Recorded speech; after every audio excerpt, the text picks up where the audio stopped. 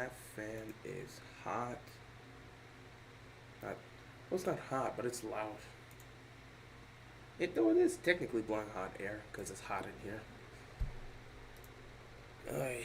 So be it. Okay. Really not much to talk about here, but we can get a bit of a session in. This really only needs to be 30 minutes, if I'm going to be honest. This is not something that needs to take a long time. On a week-to-week basis, you kind of just, you see where you're standing in regards to certain things, and you kind of just go from there. It's one of those weeks, man. It's one of those weeks. And as we get ready for week 7, which is approaching, by the way, because technically we are officially in week 7, we kind of take a bit of an outlook as to how the Ravens have looked so far and how things are going. You know, the assumption always comes in that you can't have a therapy session if nothing bad's really happening. And that's not exactly true. You know, you can have a therapy session whenever. You don't go to your therapist every single week with bad news or awful news or stressful news. You can have a good week, you can have a bad week. But you would tell both to your therapist. That's usually how it works. That's pretty much what we are doing here. This should be relatively quick. Only got a few things to specifically talk about here.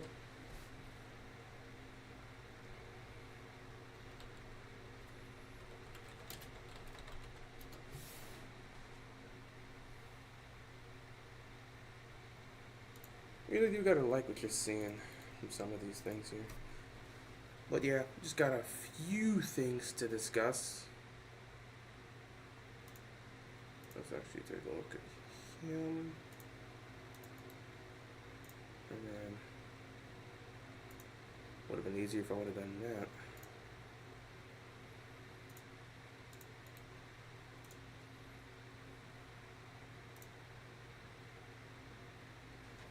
Alright, I think we should be relatively good. Should be getting ready to roll here. Just one more thing. And where is his name? There we go. There we go. Okay, we are good to get started. Oh boy, I'm about to suffer in here, but I gotta turn this off. I don't really want to have this on while I'm trying to do this. So I'm about to shut you off for now, and we just gonna have to go for it. What's going on to everybody in the chat? Already seen some of y'all asking some questions here, which is good because this is what the therapy session is. I see a question here about Marcus Williams. Do not worry, we will get to that situation because that's what we're here to address. We're going to talk about everything, the good and the bad. That's what therapy's about, to air out all our grievances and air out some of the good things that's happening in our lives. We're here to speak on the Ravens in every single aspect. So, where do we begin? Well, I've actually missed out on I've missed out on last week's therapy session because, all right, man, I'm just going to have to deal with the fan talking. It's crispy in here. So I'm going to just have to deal with the fan on. We missed out last week with the Bengals one, which really would have been a good time for a therapy session. But, yeah, Ravens started the season 0-2. Everybody was panicking, thinking the season was over for the Ravens, when some of us realized this is just how the Ravens are. At times, they'll make mistakes and lose games they shouldn't lose, but you've got Lamar Jackson as your quarterback. You were going to figure it out. You weren't going to lose the majority of your games with that guy as your quarterback. When you've got one of the best quarterbacks in football, you just weren't going to lose. So we knew at some point the Ravens were going to get it together. We knew that for the most part, not necessarily surprised by that. And, since starting 0-2, they've won 4 straight. They're still tied for first place with the Pittsburgh Steelers in the division, but the Ravens do have the tiebreaker because they have taken on a divisional foe. Pittsburgh has yet to take on an AFC North opponent, so it is what it is at the end of the day for the most part. But yeah, we got some things to talk about. But I'm actually going to start off with some of the questions here in the comment section, and then we'll proceed to talk about what we want to do or what we want to specifically focus on. Then I'll come back to the questions because I'm already seeing some people speak here about some things here. Unbiased opinion: Drake May is the best quarterback in the NFL right now. Sure. It's an unbiased opinion, I guess. You're entitled to your opinion if you want to make that assessment based off of one game. But I will say for the Patriots, you got to feel very happy with Drake May's performance. The dude threw more touchdowns in one game than Jacoby Brissett threw all season. That makes you just sit back and say, why didn't you just start him from week one? Are you watching what these quarterbacks are doing?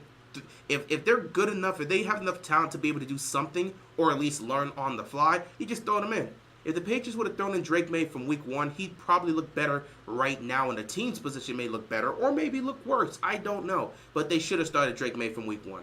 But that was their decision. What's your thoughts on starting Adarius over Williams? I am not against it. Marcus Williams is one individual we will be talking about today briefly. Marcus Williams has not been playing well. Adarius Washington has been playing better than Marcus Williams, and I feel like for the sake of the team, the Ravens need to make that switch and have Marcus Williams sit down for now, come off the bench. You can use him in the rotation, but he can't be the starter. Adarius Washington has played better than him. That's not like Adarius Washington's been like fantastic. He's made his mistakes too, but at least he's doing something and making more of an impact than Marcus Williams. I think Marcus Williams should sit down. But we'll speak more on that once we start talking about the defense. The Cowboys got the most deserved beatdown in NFL history. Yeah, they were talking smack after last year when the Lions got robbed. The linemen did report eligible. They cheated them. It is what it is at the end of the day. So, they lost that game. Cowboys fans didn't give a damn. CeeDee Lamb was running his mouth. And they came back, ran the block a year later, and spanked them. They deserved it.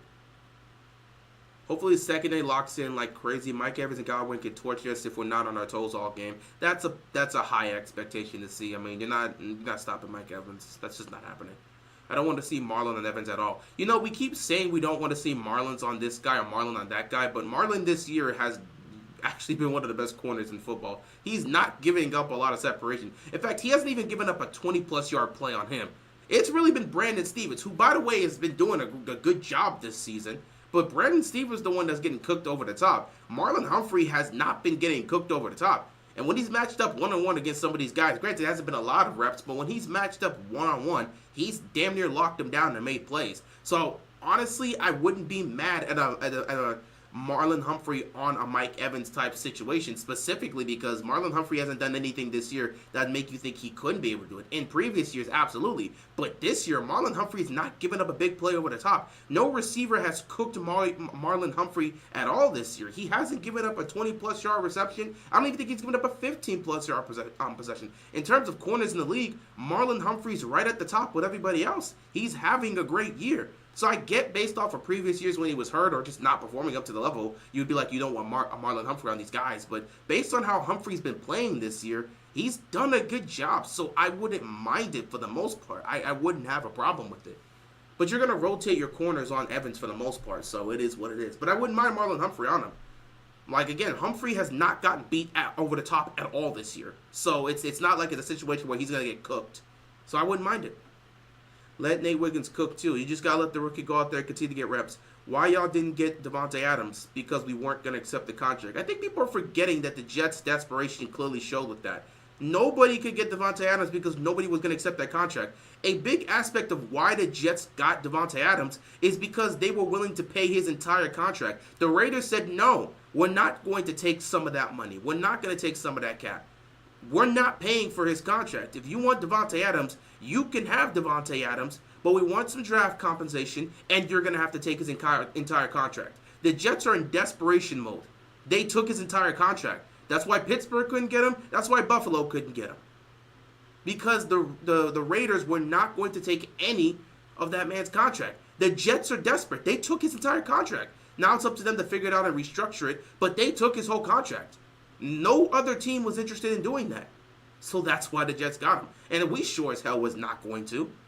I told y'all from day one he was going to the Jets. You thought the Ravens were going to try to make this type of trade for a receiver in his 30s and take that type of contract on? That was not going to happen. Let's be realistic here. What are your thoughts on us cutting Pepe Williams? Well, injuries having out injuries and sometimes not being able to perform. it's expected, man. Pepe, he's had some good moments here. He's had some up and down moments, but you got to stay healthy, and he hasn't been healthy for much of his career, and there's been times where he hasn't produced on the field. So it's unfortunate, but it happens. Cowboys fans been talking hella mad trash since '95. At least back then, they were able to talk trash when their team was winning. They haven't done anything in 30 years, and they're still talking trash. Is it fair to say the Browns are tanking after trading Amari to Buffalo for little pennies? This is them basically restarting. In some cases, you could say it's them tanking because they're trading away Amari Cooper, but this is basically the end of the season. They're declaring the season over. They are declaring the season over. Obviously, they can't bench the Deshaun Watson just yet, but they are declaring the season over by trading away Amari Cooper.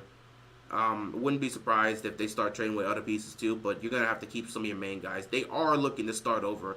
Not entirely, like, officially tanking, but you could tell they've declared the season over. That's just how it is. Anyway, guys, that's enough comments for now. We have to get to this therapy session because I do not want this to be a long issue. I don't want this to be a long stream. I want to get what I got to say done, read some more comments if you guys put them here, and then we can head on with our night because it is 11:44 after all. So, yeah.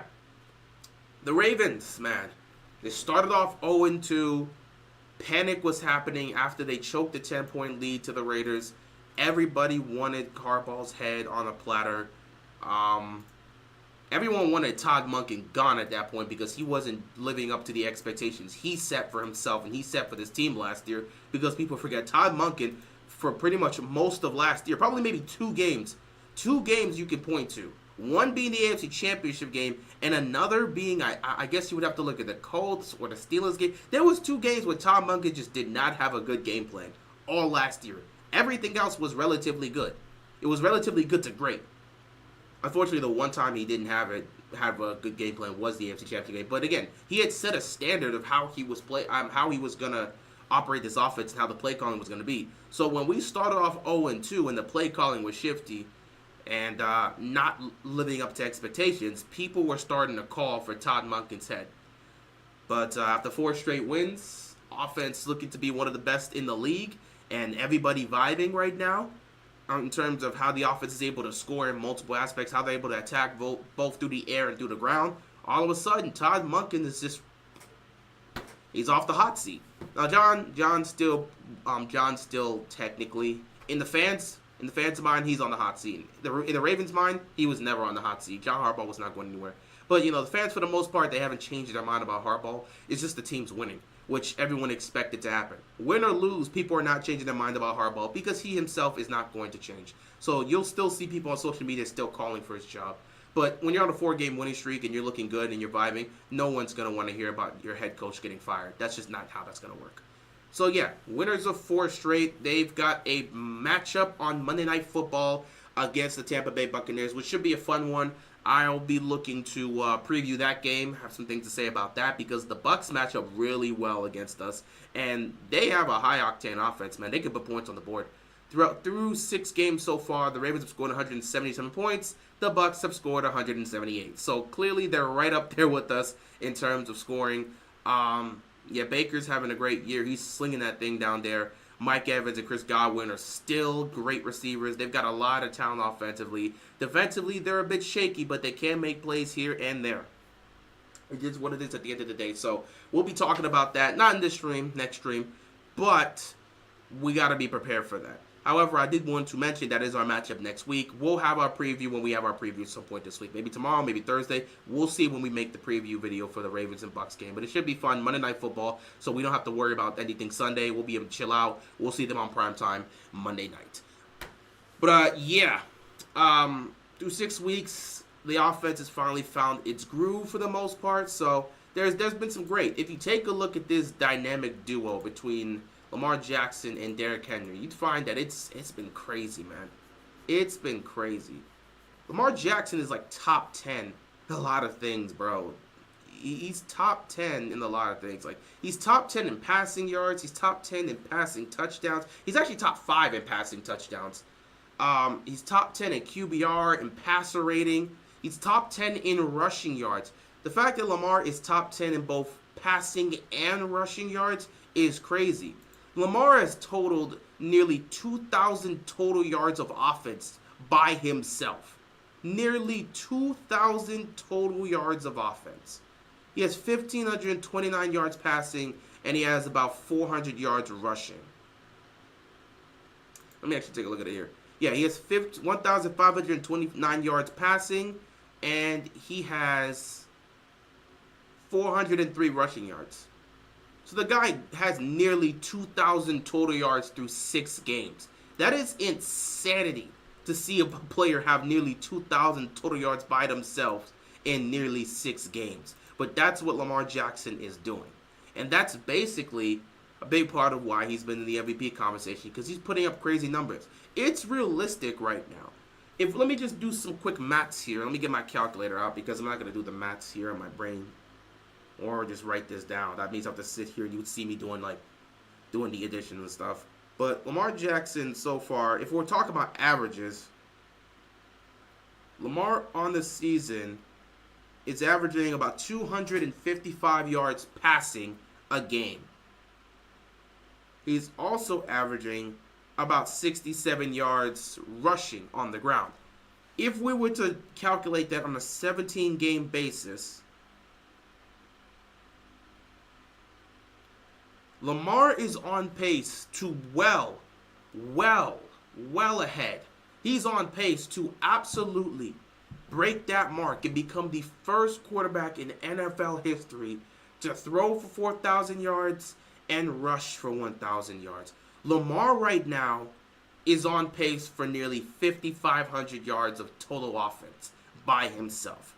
That would be crazy to see. Especially because you see his partner in crime doing what he's doing. The fact that Lamar is on pace for 5,500 yards and Derrick Henry is on pace for 2,000 yards is insanity. Through 6 games, Derrick Henry, 704 rushing yards, 8 rushing touchdowns, 1 receiving. I mean, the guy is first place in nearly every rushing statistic you can get to. He has been dominant. It's crazy, man. This duo of Lamar Jackson and Derrick Henry, they're easily the most dangerous duo in football right now. Like there's no more dangerous duo than Lamar Jackson and Derrick Henry in football right now. They're the most dangerous duo. Now again, even though they're the most dangerous duo, that's not the duo you would put your money on come postseason, because they have to earn that. Obviously, the number one duo you put your money on is Patrick Mahomes and Travis Kelce come playoff time, because they've done it time and time and time again. Baltimore still has to prove themselves. So this duo has to get to the postseason and show they can do it. Until then, you can't put them as the team to pick in the postseason, or the team that you would say the number one duo heading into the postseason. They have the potential to be, but we got to see your work, which means you have to show it in January. And the way you show it in January is by continuing to do it throughout the season and punch your ticket into the postseason, which they're on a good path to doing. But it's crazy to see that Lamar is really on pace for 5,500 yards of total offense, and Derrick Henry is on pace for nearly 2,000 yards rushing. It's crazy. 704 rushing yards in 6 games. I want to see the average for that. Derrick Henry's rushing for 117 yards every game. So every week we head into a game based on the averages, he's going to have 100+ yard rushing, and he's going to at least have a touchdown, maybe 2. It's crazy to see how this production has gone, but it's been fantastic to watch, and you hope they keep it up. They're on a groove right now, winners of 4 straight. They're going to continue to do it. You also got some good aspects here, because Zay Flowers, getting himself involved in this as well. He has 400 yards receiving right now through 6 games. He started to come alive these last few weeks because, first couple of games, Zay wasn't being utilized like that. But they've slowly started to give him the ball, and you slowly start to see the Zay Flowers we expected to see. Now, of course, if we're going to base it off of this, I love doing the averages right now because he has 401 receiving yards based off a 6-game aspect. He's having about 66 yards per game right now. 66 yards per game for him. If we were to total that on a 17-game basis, he's going to have 1,100 total yards of 1,100 receiving yards. Zay Flowers could very well be a 1,000-yard receiver by the end of the season, just based off of the pace we're seeing right now. Now, of course, he only has 1 touchdown, but of course, things happen, and Lamar's spreading the ball around a lot more. So Zay's not. He's gonna get his opportunities, and he would have had a touchdown if it wasn't for the penalty. But he's spreading the ball around. We know Zay Flowers is gonna find a way to get into the end zone at some point throughout the season on a consistent basis. We don't mind that as long as he's putting up the receiving yards he's doing and being productive and allowing us to extend plays and move the ball down the field and move the chains. We're fine with that. Clearly, right now, Zay Flowers is wide receiver 1, and we don't even need to question it. Now, for wide receiver 2, that's a different conversation. Speaking of which, Zay Flowers is he's actually 11th in receiving yards right now. So he's right around that top 10 aspect in terms of receivers right now. He's 10th in catches and 11th in receiving yards. So you feel like he's starting to emerge as that wide receiver 1. He's starting to emerge as that wide receiver 1 for the Ravens, and that's a good thing to see. Good news is you've also seemed to have found something here with your wide receiver 2 in Rashad Bateman. Rashad Bateman so far is already looking relatively well. I want to actually see, compared to last season, because I want to pull up something here.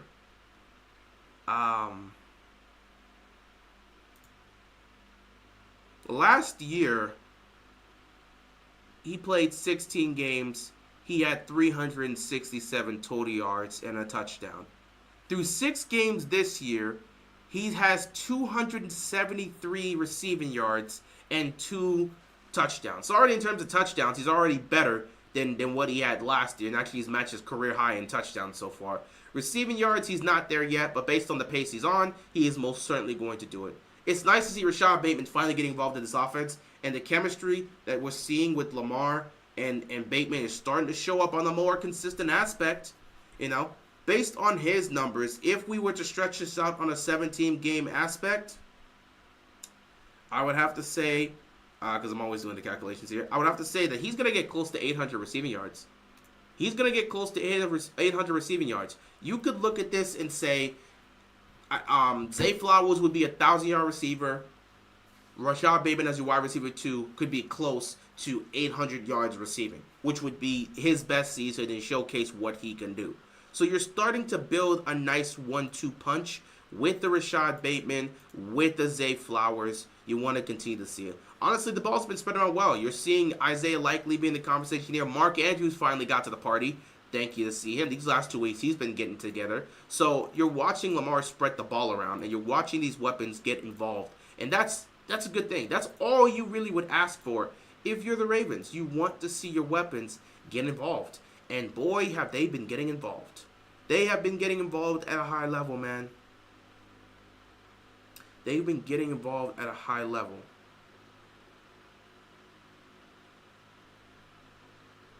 Oh, this is interesting. This is interesting. But yeah, your offense is doing well. Your offense is doing well. And right now, you're in a good spot. Now, I will say you kind of want to look at that wide receiver 3 spot and see how that's going to go. Nelson Aguilar has kind of just been there. He's made some plays here and there, so I think we still give him credit. At the end of the day, we knew he would be the underrated aspect of the receiving core that would make plays here and there, and he's still been that. But you would like to see if you can get a bit more production. I'm also interested in seeing if they would actually be willing to utilize Tylan Wallace a little bit more. Because, again, you saw in the Bengals game, he made some good catches in open space. He had 215-plus yard receptions, man. 215-plus yard receptions, and he was clutch in some of these moments. I would like to see them get a Tylan Wallace more involved. In fact, I personally would like to see Tylan Wallace involved a little bit more than Nelson Aguilar. But, the Ravens seem to like Nelson Aguilar. They continue to give him these type of shots. They be treating Nelson Aguilar like he's like he's Mike Williams or something like that. I don't know why they keep trying Nelson Aguilar on the outside. Like, it's not going to work. That connection down the field is not going to work. I'd rather just take a chance with Bateman down the field one-on-one on the outside, or even Zay Flowers one-on-one on the outside, before I would try Nelson Aguilar. But they keep rolling him to the outside and trying to take those deep shots with him. I don't think that's the person you do that with. But, it is what it is. Either way, the offense is vibing right now. Lamar is looking great. Derrick Henry's looking great. Zay Flowers, he's coming alive. We're seeing Bateman involved for the first time in quite a long time, or quite a while, because last year he was basically he was virtually a non-factor for much of the year. But now we're seeing he is taking that wide receivers 2 spot. He's playing well. He's doing what he needs to do. I love what I'm seeing from the offense right now. Now, I will say this: offensive line, man, offensive line. You've got to give credit, man. Offensive line. Offensive line. I'll give credit. They've kind of figured out what they want to do. First of all, it's a good thing they finally decided, hey, you know what we should do? We should make sure we play Rosengarten. So Rosengarten's playing. They still got Faalele here. Voorhees has not gotten his spot back yet because Patrick McCarry's been doing a great job at left guard. Ronnie Stanley, again, it's been fun seeing Ronnie Stanley return to form as one of the best left tackles in football. You've got one of the best centers in Linderbaum, so that's great. It's great watching Roger Rosengarten just continue to play well. So your left tackle is looking great. Your right tackle is looking great. Your center's looking great. Faalele, he's making plays here and there. The good news is he wasn't as bad as he was to start off the season. He's been somewhat better, which is why they continue to keep him there. And Macari's just been great at that left guard side. I mean, obviously, for me personally, I would love to just switch positions here and have Macari play right guard and you put Voorhees back in his left guard position. But they like Faalele so much, they're not going to take him out. So I just hope he continues to show improvement because he has shown improvement. It's not perfect, but he has shown improvement. And I can only hope for the best. Because if you ask me, I definitely would just move Macari to the right guard spot. I'd put Voorhees at that left guard spot. And I feel at that point the offensive line is pretty much solidified from there. You'll have no real issues for the most part moving forward. But the Ravens do like what they see with Faalele in this development, so they're just going to continue to keep him there. And that's just how it's going to go. Ben Cleveland got to play on special teams. He had a block, so he made the play. He was on the field doing something. He ain't going to be on the offensive lineman, but hey, he can play on special teams. It is what it is at the end of the day. So yeah, offense is looking good. Todd Monken's been calling a great game. Lamar's been great. Henry's been great. Flowers likely. Andrews coming alive. Bateman is just, it's great to see what they're doing offensively. So yeah, offense is vibing. Offense is moving well. They're looking great. Defensively, that's a bit of an issue. Now, again, we're not going to sit back and pretend the entire defense has been a problem. I would not say that. The Ravens' front seven and pass rush has been great this year. The Ravens have the #1 run defense in football. Now, here's the thing. On one hand, they are stuffing the run no matter who they face off against. But on the other hand, they haven't faced off against a top back, and teams are passing the ball a lot more against the Ravens because our pass defense has been weak. So I don't know how strong the run defense is, but I will have to take it at face value based on what they've done. No matter who the back they've gone up against, they've done a good job in containing him. But I think they will be tested. I think they absolutely will be tested. Just taking a look at the schedule for the Ravens, you got Tampa Bay, Cleveland. Nick Chubb might actually be back for that Browns game. So going up against Nick Chubb fresh off of an injury, or fresh off of recovering from an injury, we don't know how he's going to look. But I also think that Nick Chubb can get right back into his normal pace. So I think Nick Chubb would be a good test for them. They've got Pittsburgh, and Najee usually does well against us. Najee Harris would be a good test. You're going to have that Monday night game against the Chargers. So we'll see J.K. Dobbins go up against us. And J.K. Dobbins has been having a great year for the Chargers. So that's a back I want to see how the run defense goes up against. And obviously, you're going up against Philadelphia. You want to see how this team matches up against Saquon Barkley. So that's the one you absolutely have to look at. And I think, again, with Houston, with the way Joe Mix has been running the ball there, that's going to be another test. So I think there are some aspects of tests on this schedule that we'll get to see how well this run defense continues to look. Because if you're able to stop a Saquon Barkley, if you're able to stop a Joe Mixon, if you're able to stop a Najee Harris, if you're able to stop Nick Chubb, if he does come back and play by the time we see them for our first matchup, if you're able to stop these type of backs and slow them down, then you could truly say this run defense is the best of the best. But, we'll just have to wait and see. They'll be tested. But right now, the Ravens' run defense is the best in football. The Ravens' run defense is the best in football, so they have no problem. The D-line has been elite this year. The pass rushing unit has been great as well. Now, obviously, you want to see if you can get a little bit more production from the pass rushing unit because they're trying to take pressure off of that secondary because the secondary can't hold up that long. But, they've been doing a good job, and, they deserve their credit, but they haven't been the best. However, they've been really great. The D-line's been elite. The pass rush unit has been really good. Your front seven is easily the strength of your football team. The front seven is the strength of this defense right now for the Ravens. They have no fault in anything that happens in terms of how the defense has performed as a whole. The front seven has been elite. You look at the linebacker core. Trenton Simpson's been great. Every week he's been right where he needs to be. I haven't seen him really make a lot of bad plays. Trenton Simpson's been great when he's been out there. Roquan Smith is getting put on an island. We know Roquan Smith can't cover. He's not great in coverage. If you look at it last year, he wasn't great in coverage with these tight ends. Guess who was helping him out in the middle of the field? Kyle Hamilton. Kyle Hamilton was an aspect that we were utilizing everywhere. You know, Roquan Smith was doing his thing last year, but I think people forget that he still has weaknesses in the game. He can't cover the middle of the field. You put him out there on an island to cover the middle of the field, he's going to get beat.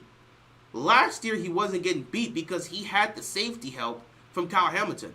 But because the safety production this year has been poor compared to what it was last year, we have to back up Kyle Hamilton to play more of that safety position to help out the other safeties. So guess what?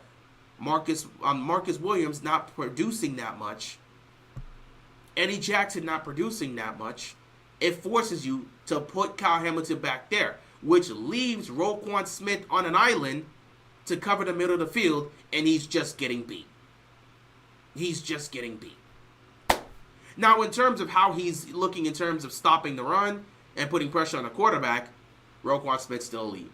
In terms of stopping the run and getting to the quarterback or putting pressure on the quarterback, Roquan Smith is doing perfectly with that. But if you put him out there in coverage, one-on-one in the middle of the field, he's getting cooked every time. It's been a mismatch all year. The middle of the field has been money. It's been easy food for any team that's played us. And that's because you don't have Kyle Hamilton down there to help out. When Kyle Hamilton was down there last year, you couldn't throw in the middle of the field because Roquan would get help. And any mistakes he makes, there's Kyle Hamilton right there to make any sort of stop. But because the safety position hasn't been great this year, you have to move your one great safety back there. So he has to play over the top, which leaves the middle of the field open, which leaves an unfortunate situation with Roquan. It is what it is. It is what it is. I would love if they could find a way to switch that. I feel like Trenton Simpson should be the one that you put out there in coverage and just let Roquan Smith attack the gaps, be the guy that's mainly stopping the run and putting pressure on the quarterback while you move Trenton Simpson to be that guy that's more out there on pass coverage. I would love to see that switch, but it's not up to me. It's up to Zachary Orr. We'll see what he does with that. But the linebackers haven't been bad. It's just Roquan Smith getting put on an island, and his glaring weakness is being showcased every single week. While everything else in this game he does well, he can't cover the middle of the field. Then you take a look at the secondary. Oh, boy. Like I said, Marlon Humphrey has been one of the best corners in football. A lot of y'all were giving him crap. He's performed at a high level at the cornerback position. Been one of the best in the game this season. Gotta give the man his credit. I don't care how y'all look at it. Gotta give the man his credit. Been one of the best corners in football this year. Brandon Stephens has also been a great corner this year.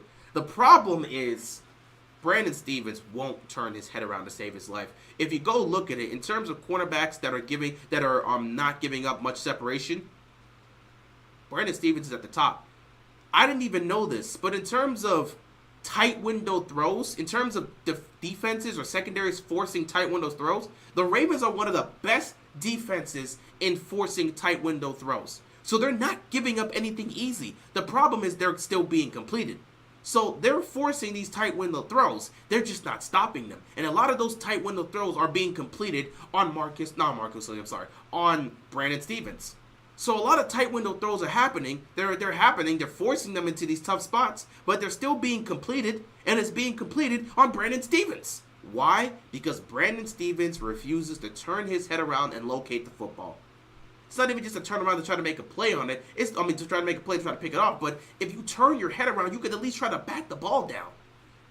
Brandon Stephens, for some reason, refuses to turn around. And until he does that, teams are going to continue to target him. And even though he's right there in coverage, the top-tier receivers will continue to make catches. I guarantee you this on Monday Night Football. If Brandon Stephens is matched up with Mike Evans, Baker's not going to flinch. He's throwing that ball right there, and Mike Evans is going to make that tough contested catch because Brandon Stephens is not going to turn his head around to make a play on the ball. If Brandon Stephens would turn his head around, nobody would have an issue with him. If Brandon Stephens would turn around to locate the ball, nobody would have a problem with him. That's the issue with Brandon Stephens right now. Other than that, Marlon Humphrey's been one of the best corners in football. Nate Wiggins as a rookie, he's done a lot so far. Continue to let him progress. Continue to let him do what he's got to do. That's it. Safeties. Kyle Hamilton is one of the best safeties in football. But unfortunately, he's not able to show off how much of a Swiss Army knife he is like last year because the safeties that he's working with are not doing their job. If the safeties were doing their jobs, Marcus Williams would be helping out Roquan Smith right now. But because the safeties aren't doing a good job as a unit, Kyle Hamilton has to go back there. Roquan Smith's left on an island.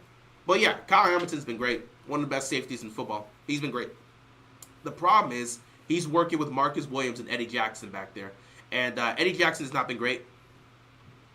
Eddie Jackson's not great. He could tackle, so we'll give him that. But in coverage, he's not great. Somehow, Marcus Williams is performing at a worse level. Marcus Williams can't cover. Marcus Williams can't tackle. I don't know what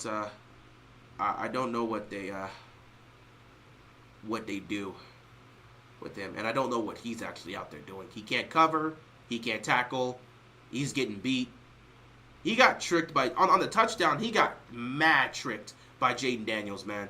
Jaden Daniels easily moved Marcus Williams with his eyes, and then just threw that touchdown the back of the end zone, which shouldn't have happened if Marcus Williams was paying attention. But yeah, Marcus Williams he's just so poor in coverage. He's not tackling anybody. He's missing a lot of tackles. He should have a lot more tackles than he has this year. Marcus Williams has been poor. He's had some moments this year where he's looked good and he's made plays, but he's just been poor overall throughout the season. Ardarius Washington has actually been more consistent than him, but it's not like Ardarius Washington has been spectacular.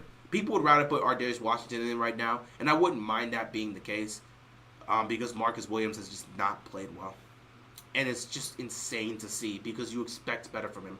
I don't know when he's going to get it together, but if he doesn't get it together, you might as well go try somebody else at that position. Eddie Jackson's not doing much of anything either. So those two are your glaring weaknesses on the defense. If there's anybody to really look at that's really costing this Ravens secondary, that's the biggest issue that's led to a lot of completions happening. It's Marcus Williams and Eddie Jackson. The safeties being poor has made it difficult for Kyle Hamilton to help out Roquan Smith. Roquan Smith's being left on the island. His weakness is being exploited, and it's making things tough. So they're getting beat in the middle of the field over and over again because your safeties aren't doing a good job, and Kyle Hamilton can't be everywhere on the field. It is what it is. I will give credit, though. The secondary did better this game. They did better this game against the Commanders than they did last week against the Bengals, so that's cool. You held the number one scoring offense at 23 points, so you can at least feel proud about that. The Ravens have the talent to be a great defense. Right now, it's just execution and schematics. And I think some of that is going to slowly improve with Zachary Orr because he has DMPs, but that will also improve if you can get an Arthur Millette back, which he should be on the way. He's very close to being back. If you can get Millette back, you have another piece you can add to that defense. You can easily just have him out there alongside these guys. Arthur Millette will make things easier in the secondary, especially for these safeties, because of how he's able to play. So you get Millette back, you can start moving pieces around here too. But the defense right now, they're just going to have to get it together schematically. I continue to scream they need to make that switch. They need to make that switch. You have Roquan Smith attack the gaps in the run game. You have him put pressure on the quarterback. You move Trenton Simpson with his athleticism and physicality. You move him to be the guy that's covering the middle of the field. That's what needs to happen. But the Ravens, they haven't made that move. They haven't made that change yet. They haven't made that adjustment. It's up to Zachary Orr to make that adjustment. He's got to fix it. Fix that adjustment and fix the issues that's going on in the secondary. And if that happens, they'll be fine. Right now, with the way the Ravens are playing offensively, you've got to use the rest of the season to get your defense together. Because you'll most likely be in January. And if you can get this defense together, you will be in a good position for the most part. So I think it comes down to that. But yeah, offense is playing well. Defense is playing well. It pretty much defense is playing better than they were playing in previous weeks. So you can at least sit back and say, hey, they're starting to improve. But we'll have to see how things go for the most part. We'll have to see the improvements there.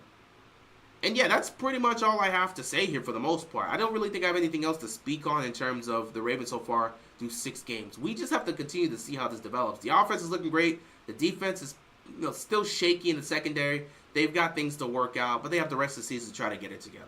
So we'll leave it here for the therapy session this week. I'll take a look at some of your comments and head on out of here. Let's see here. What you guys got to say?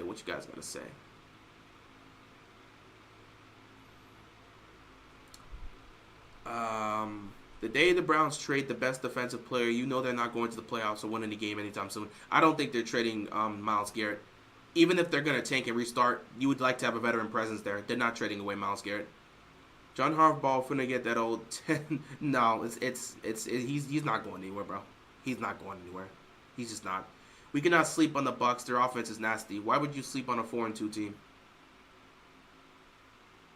Why would you sleep on a 4-2 team? I get it if the Bucs were like 1-5, but why would you sleep on a 4-2 team? They have the same record as us. Why would you sleep on a 4-2 team? There shouldn't be any 4-2. There shouldn't be any reason to sleep on a team that has the same record as you, and is fighting in their division as well. So I would assume they wouldn't sleep on a team that has the same record as them, and has scored pretty much the same amount of points offensively they have. Lamar has improved significantly this year. I really don't see any holes in his game anymore. The only real thing that hurts him, especially in the playoffs, is him trying to play hero ball. He has no reason to do that this year. He has absolutely no reason. That guy next to him, 22, is the reason why Lamar doesn't have to play hero ball anymore. Have you seen him really play hero ball this year? The one time they tried to play hero ball was in week 2 against the Raiders. Not week 2, it was in week 1 against the Chiefs. Week 2, they just choked. But week 1 against the Chiefs, they made Lamar play hero ball. And that's because they didn't even know how they wanted to use Derrick Henry yet. And they almost pulled it off.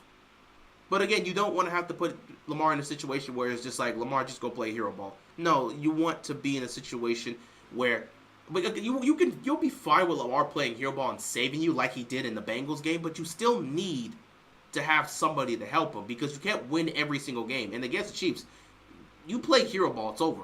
It's a big part of why the it's a big part of why the Bills always find a way to fall short in the postseason against the Chiefs. The Chiefs forced Josh Allen to go play hero ball, and he can't save everything. He can't catch the ball for them. He can't save them all the time. So Lamar has no reason for him to even play hero ball if they get into the playoffs because he's going to have Derrick Henry right next to him. Why play hero ball when I could just hand the ball to him? I don't need to try to go play hero ball. Let's line up under center, extra protection with 2 tight ends, use Patrick Ricard, and I'm going to toss the ball to Derrick Henry. You go stop him. I don't have to play hero ball. I got a guy that can close games. So hopefully the Ravens are smart enough to realize that. And they have been in some cases because Derrick Henry has closed a few games so far this year. And yeah, Henry being there takes the load off his shoulders. Absolutely. Lamar and Derrick Henry is like Steve McNair and Eddie George. That's an interesting comparison. That is an interesting comparison. That hurts Titans fans, by the way. But that's an interesting comparison.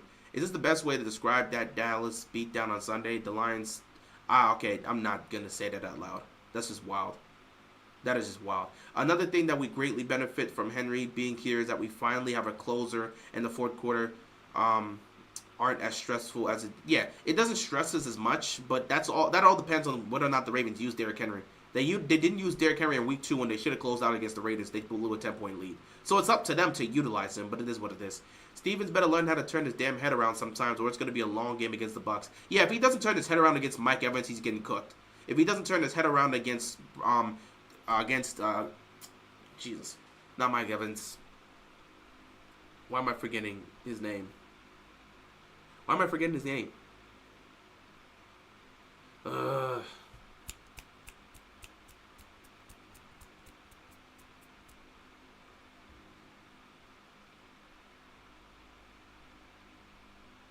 Wow, his name is actually... I said it earlier in the stream too, but for some reason I can't think about it.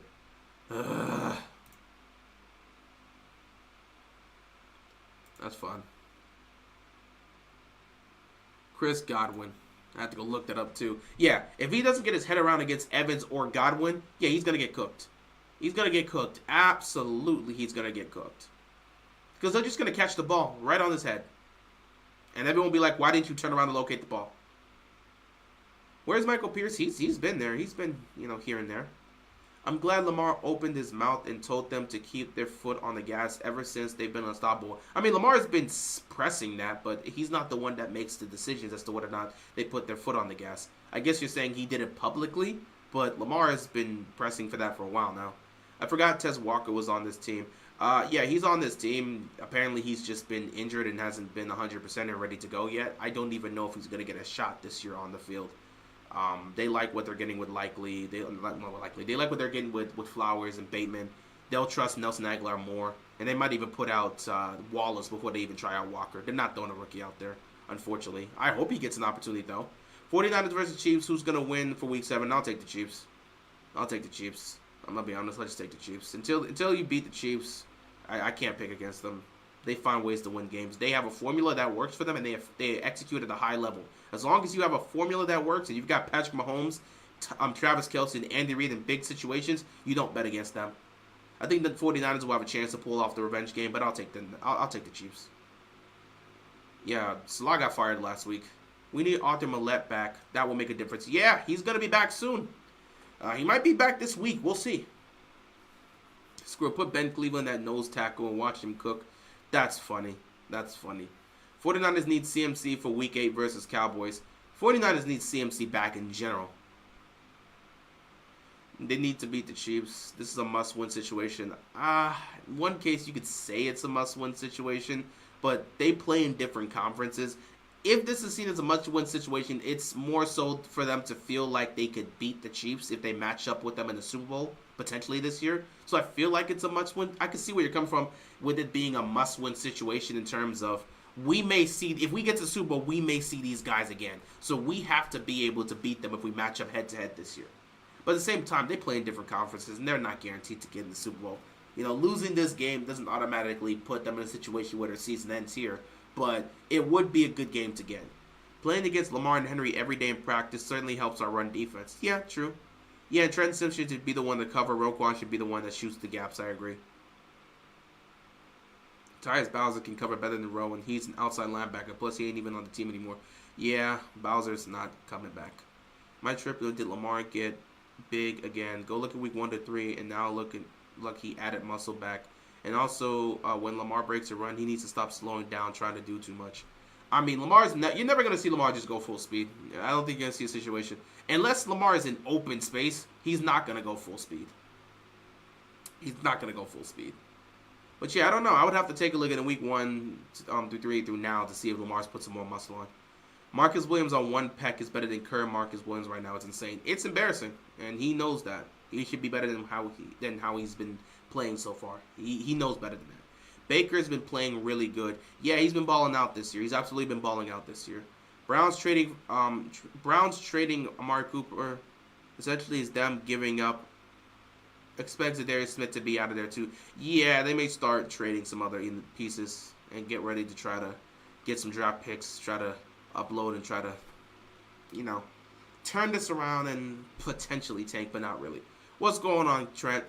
Buccaneers will be a big game for us. They will. And we will talk about the Bucs on the next stream. That's it for the therapy session here. Week 6 therapy session has officially come to an end. Not much to talk about here. The Ravens are on a 4-game winning streak. Sanders Brown. Who? Which Sanders? Which Sanders are you specifically talking about? A Shador? No. If anything, I could see him going to the Raiders before I see that. I'm going to keep it a buck. Deion's not letting his child go to Cleveland. It's going to be that situation. It's going to be another Eli situation. Shador's not going to Cleveland. He's not going to go to Cleveland to let his career die. It's not even going to happen. And it's probably, with Tom Brady being with the Raiders, and we know the connection Tom Brady has with both Deion and Shador and how Shador's trained by Tom Brady and stuff like that, yeah, it looks like that move would be straight towards the Raiders. The Raiders are on a downfall. They're going to have a chance for Shador, and Deion's not going to let Shador go ruin his career in Cleveland. It'll be another Eli situation. He'll just refuse to go. And Cleveland will have to be forced to trade. So, again, he's not going to Cleveland. But it is what it is. Fields has been playing good this season. 10 touchdowns, 1 interception. Let's not forget Arthur Smith is trash. Well, if you ask the Steelers, he hasn't playing good enough because Mike Tomlin looks like he's going to bench him potentially for Russell Wilson.